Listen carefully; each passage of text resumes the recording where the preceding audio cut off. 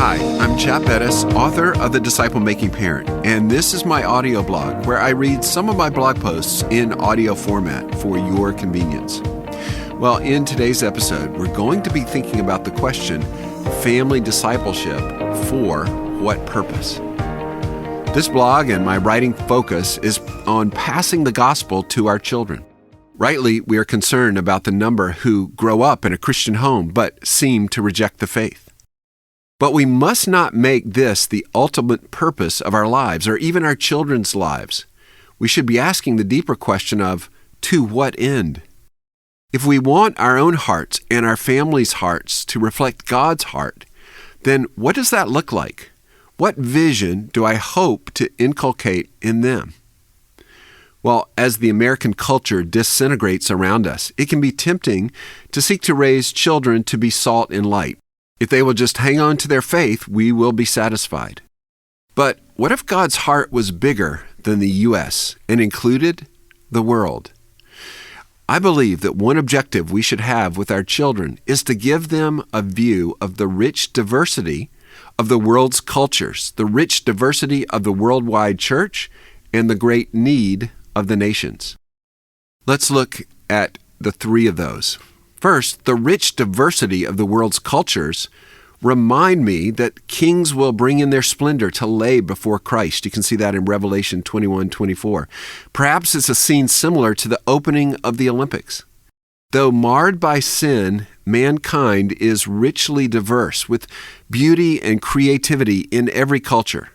God is already at work there, and my perspective is enhanced by becoming familiar with and appreciative of other cultures. So one thing I hope is that my children will have an appreciation for the rich diversity of the world's cultures. But the rich diversity, number two, the rich diversity of the worldwide church reminds me that God is at work around the world. While I struggle here in the northeastern United States and see secular apathy, the church is exploding in China, South America, and Africa. These are my brothers and sisters. What can the American church learn from them? As I think about the worldwide church, I'm also reminded of the sacrifice that some are making standing for their faith. Their very real persecution encourages me to make more of a stand. I'm a debtor to both sets of brothers and sisters. It pulls me out of my natural ethnocentricity. Thirdly, not only do I see the great worldwide church, but I see the great need of the nations. The great need of the nations reminds me that the work is still not finished. It is too small a thing to only be concerned about Jacob and Israel, says Isaiah 49:5-6. While the Christian world makes up 33% of the population, it has 91% of the vocational workers. The unreached 1.7 billion people who make up 25% of the world have only 3% of the workers. So let's say that again. The Christian world, which makes up only a third of the population, it has 90% of the workers, whereas 1.7 billion people making up 25% of the world have only 3% of the workers, and they're unreached. Well, given that, the great need of the nations, what can we do? Well, there are a number of things your family can do from small to large. So here are just a few to start. Number one, find and support a church planting worker to an unreached area. Pray for them as a family. Read their prayer updates at family devotions. So number one, find and support a church planting worker to an unreached area. Number two, have international students into your house. If there are international Christians in your church, reach out to them. If not, ask the university near you. The nations are coming to us. So number two, have international students into your house. Number three, increase your knowledge of the world. When our children were young, we would use placemats that had the world's nations on them. We'd use those placemats at dinner. It made mealtime fun. So number three, increase your knowledge of the world. Number four, increase your knowledge of the world through Operation World, or an unreached people email.